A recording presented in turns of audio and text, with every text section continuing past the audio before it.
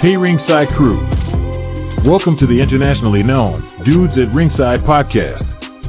And now here's your host, Joe, Panther III. Hello there, wrestling fans. Welcome to another episode of the internationally known Dudes at Ringside podcast. I am Joe Panther III, and today I am honored to do a spotlight with an independent wrestling promotion from New Jersey. Let's give a warm Dudes at Ringside welcome to BCW's own Anthony. Welcome, Anthony. Welcome to Dudes at Ringside. Thank you for having me, man. How you guys doing today? Doing good. Just ready to we'll talk a lot of BCW. So how did you get your start in the wrestling business, and when did you start with BCW? Oh man, we started BCW back in 2016. Prior to that, my daughter, it all started, the name actually came from my daughter.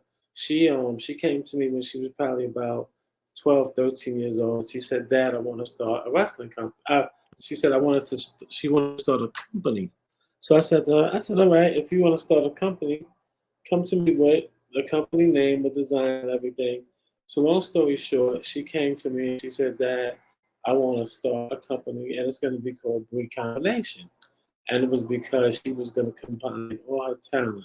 You know, she is a great artist, and she designed her own prom dress. So she was going to combine all of this under one umbrella and call it Recombination. So I was like, all right. I thought that was pretty neat. So, I was already into the entertainment business, so we started weaving it all together. We started doing fashion shows. We had hip hop artists, poets and stuff like that. And then one day, two of my friends came to me, and they were like, "Hey, Aunt, we got a big business idea for you." And I'm like, "What are you talking about?" And they said, "Listen, let's start a wrestling company." And at the moment, I thought they were insane. And I was like, "Listen, guys, that is never going to happen." And they said, "Listen to this chant." And they said to me, "BC Dub, BC Dub." And I don't know why. I was even talking about this earlier today. I don't know why that chant was just like electrifying to me. And I know I said I was going to give you the short story, make a long story short. But anyway, that chant made me sit up. And that was January 2016. And we did our first show, March 2016. And I tell you, man, it has been a roller coaster, but I love it. I cannot live without it. Awesome. So what was it like the first time you did your shows? And I know it comes to like when you do your shows, I know a lot of people get like nerves. Like, was it tough to make a roster, or did you have like an idea where and who you would want to be on your show and stuff like that? The first couple of shows, I would actually honestly say the first couple of years, for me, it was a learning experience. I didn't really know what to look for in a wrestler. I didn't really know many of the wrestlers, and the wrestlers didn't know me. So when we would reach out to get wrestlers to do a show, they'd be like, "Who are you? Like, how how were you associated with the wrestler?" Because I didn't come from a wrestling background. It was just like, my two friends called me and said, "Hey, let's start a company," and I was like, "Let's start the company," and but I was determined to make it something. So, I would call out and I would say to the guys, "Give me a reference, talk about this here." I would send out the footage to everybody. And then, word of mouth, I started out that, hey, BCW is the place to be. So now it goes from, "Who are you?" to, "Oh man, yes, I would love to work for you." So So it's just the grind, man. I never gave up. I just kept saying, "You know what? We are gonna make this company grow." And 8 years later. Awesome. So you have like some awesome wrestlers on your roster. Let's name drop some people. I know you have Emily the Stunner, which is oh my gosh, she's doing some big things. That girl is shout out to Emily. I wish you could have joined us today. I would have loved to interview you, have you on here, maybe in a future episode. You can come on back on Come On Dudes. You have Jay Bougie, which I met For like 5 seconds, he looked at me and saw me. Hey, man, what's up, man? It's those red glasses, man. I don't know what it is. They're cool. Oh, I got out of here. Oh, man, I know you. Red glasses. Yeah, yeah. And that's all I got out. And then he walked away. He didn't even know what it was. He's like, I got red glasses. Yeah, yeah. And I was like, hey. He's a good cat, man. Like, how is it to wrestle with, like, have, like, a wrestler that you know that is going to give you a 5-star match? So someone like Jay Bougie, like, what's it like to work with him? Oh, man, it is amazing. Like, I remember when I first met Jay Bougie, I was out scouting a couple of different wrestlers, a couple of places, and Jay Bougie, from the moment I met him, he was very humble. You know, he didn't overpromise and underdeliver, anything like that. He just said, you know, basically just give me an opportunity and let me earn my spot. So I'm like, you know what? I'm like, let me check this guy out. So I saw him at a couple of different places. He had his bougie Taraj with him. I thought that was so dope. They did the wave one time. It was like, oh, bougie. I was like, oh snap, look at this guy, right? So then I'm like, listen, that we need that at BCW. So I made him an offer. He came over, did the first couple of shows, and the crowd loved him. And such a pleasure to work with. Great guy. I mean, all my guys are great. You know, they'll tell you my locker room is a fantastic locker room. Like, oh, guys are wonderful. Now let's talk about Emily Jade. Like, that's another one that's went from the bottom. Now she is like your tag team champion. Like, she's there. Champion. What's it like to work with Emily? Oh, Emily is amazing. And you know, like these ladies, they're so tough. You know, they so tough. They come out, they give it their all. And I watch them go on the ring, they get the bumps and bruises, and they get up, they dust it off, and they let's go. And I love it. I love that tenacity, man. It makes me feel great. And you know, the kids love it. Like, Emily. I love it. Sometimes I have to join in with the kids because it's just electrifying. Awesome. Let's talk about some more of your other roster. Like, who is the, as they would say in the movies, who's the unsung hero of BCW? You know what? That is a very good question. Let me take a moment to think about that. Unsung. It's like my favorite word to say, like unsung hero. Like, who would be the one person that you say could face a bigger person than them and be like, they're gonna win? You know what I mean? Like, that's what I mean. Yeah. You know, it's like, Now I don't want anybody to be offended by this, but like let's say if we take the Queen of the North, right? Vicious Vicky, she's the champion. She's got the bullseye on her back. She's got Emily Jade. I mean, not Emily Jade, I'm sorry. She's got Notorious Mimi. She's got Faye Jackson. She's got Christina Marie, all gunning for her title, right? Now, out of those three competitors, the one that I would think would be the most surprising if she were to win would be Notorious Mimi. Like, to me, she would be the unsung hero out of that. You know, not that she's like not as good as the other ladies, but you know, she doesn't. This would be her first time, but the other ladies have been here so long. I feel like anyway, and I don't want to put words in their mouth. I feel like they think they have more of a claim to the title than Mimi does, just because of the amount of time they've been here. That's awesome.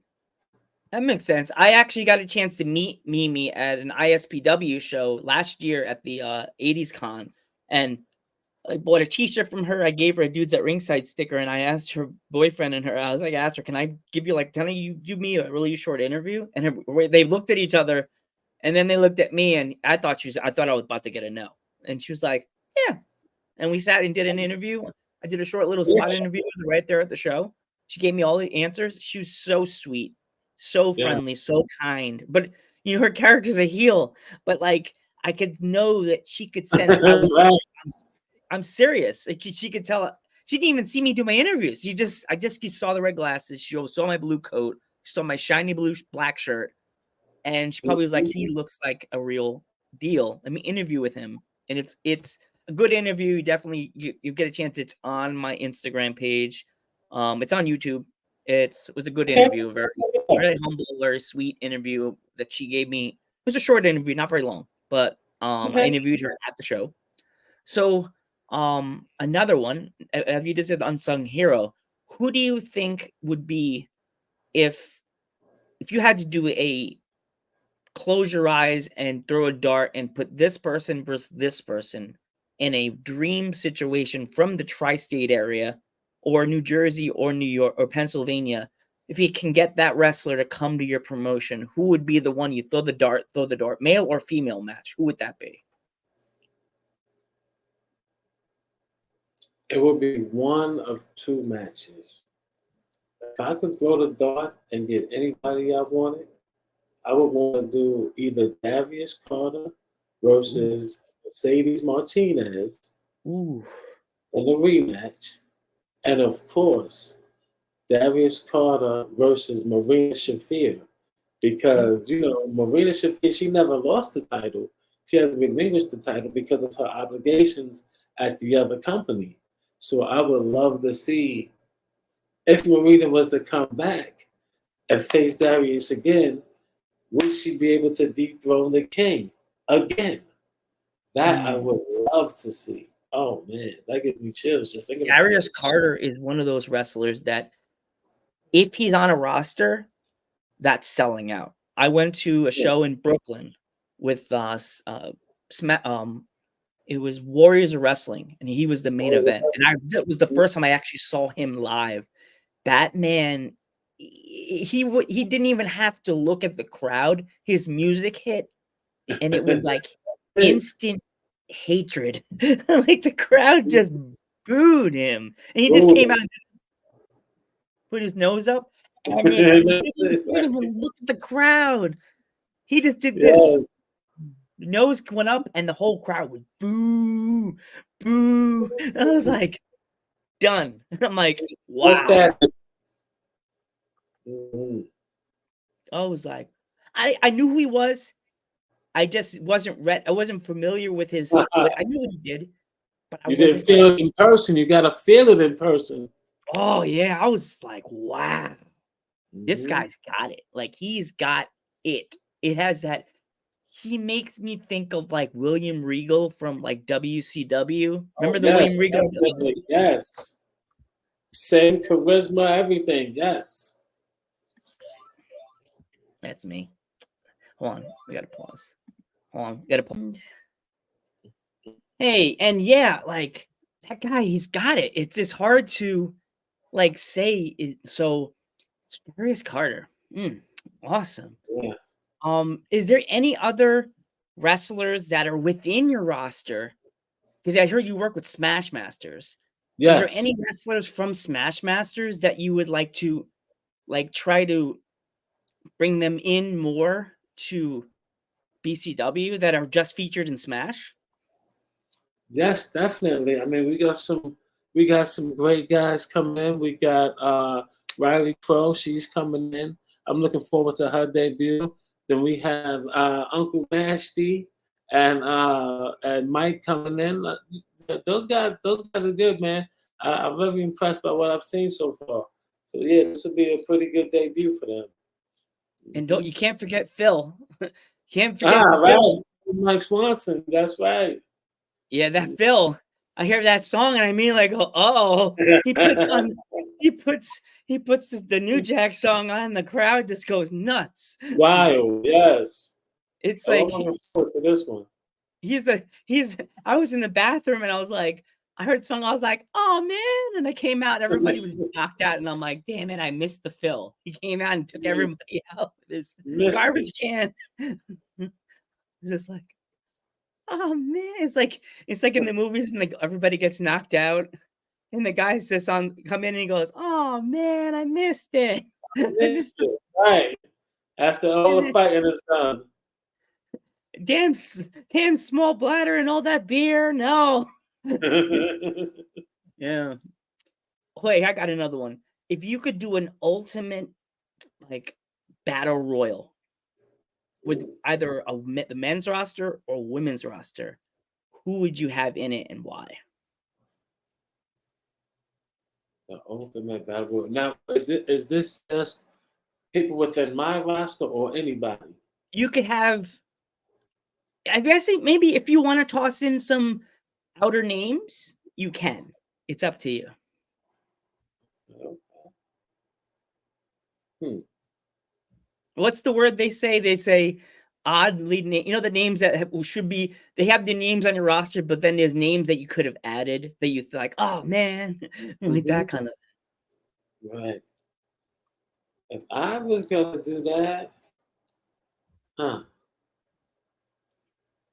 I would say I would start with like, you know, Alvin Alvarez, Ooh. uh, the Pictorial Poseidon Rex Lawless. Like I would start with the bigger guys, put them in, and then I would go for like my high flyers, like newly added to the roster, Nolo Catano and Raheem Royale. Those guys I think could give the big guys because it's not always about the size of the opponent, right? So I think in the battle royal, I mix in a little of those speedsters with the power guys and see what happens. It would be total chaos. I would mix that up real good. And I would have to put women in there too. I do like half, like 50% male, 50% Okay. female. Yeah. Yeah, it's so funny now. A lot of people would be like, "Oh, I don't want to have a women and men rumble like battle royal. I just want to have two." Like WWE now does the men's rumble and then the women's rumble, and just Right, like they're separate. yeah, and it's like, AKA back in the Attitude Era, all the Attitude Era babies slash '90s kids going, "Come on, we all knew China Right. was in the men's rumble." Like, Right. we know the girls could throw down. We know that like Yes. Bailey could definitely take on Rey Mysterio. Like Of course, yes. and Dominic, she could throw down with Rhea. Like it's not gonna Hmm. be she could destroy a man. Like forget Yeah, that. She could powerful. destroy. Um, so one of my last questions for you, where do you see BCW going within like in the next 5 years? Where do you see you guys going, like performing? Oh man. Within the next 5 years, BCW will officially be an international company. We are in talks with some potential partners in Southern and Northern Ireland, some potential partners in London itself, London and the outside city of Paris. So once those go through, we'll be making those moves. And I do want to explore other states. Like you said, Pennsylvania, we've been out in Scranton. Maybe we can come a mile over to your way and see how, an hour rather, an hour over towards your way and see what it looks like. I'm about expanding everywhere. I think that children of all ages exist anywhere that we can find them. And I love to find them. I love doing this. So I'm going to take it to the sky's the limit. And that's Awesome. what we're doing. Yeah. So my last question for you, if there was any young kids watching this podcast today and they been watching it and they want to get into the business, but they're like hesitant. They don't really know. What kind of advice would you have for them? Mm. My first thing to them would be, if you want to make it in this business, just like any other business, you have to have dedication. But more so, I believe, in this business. I've run other businesses before. Like in my real estate business, that's a 9 to 5 business, right? So if you can make yourself have those hours, fine, no problem. But I know some wrestlers that I don't know how they do it.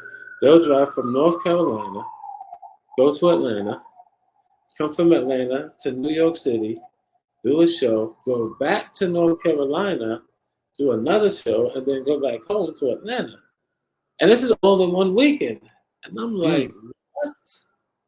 And I mean, I know how much I pay the wrestlers, and I think, okay, so you do this at 3 companies, split between X amount of guys, so each person is probably walking away with this. I'm like, wow, that is a lot of work for that amount of money. And it can't be about the money. It's got to be about the love. No, even as a promoter, sometimes I'll do a show and I'll be like, man, we missed the mark on this one. All right, even if we missed the mark, let's do the next one. You know, so it can't be about the money. It's got to be about the dedication and the love for this sport. Awesome. Anthony, I want to thank you so much for coming on the podcast. Thank you so much. If my fans want to follow you on BCW on social media, how can they find you? BCW Twitter is BCW_wrestling_ Instagram Breed Combination Wrestling, and also Facebook Breed Combination Wrestling, and check out our YouTube page Breed Combination Wrestling. On there, there's no space, just BRII Combination Wrestling. You see the big dragon, boom, there it is. Please like, subscribe, follow our page, and I hope to see you at the show on October 20th. And tickets are available now. natm.eventbrite.com. Get your tickets, and I'll see you October 20th, right at the Mecca. Awesome. And we will catch you in the next one.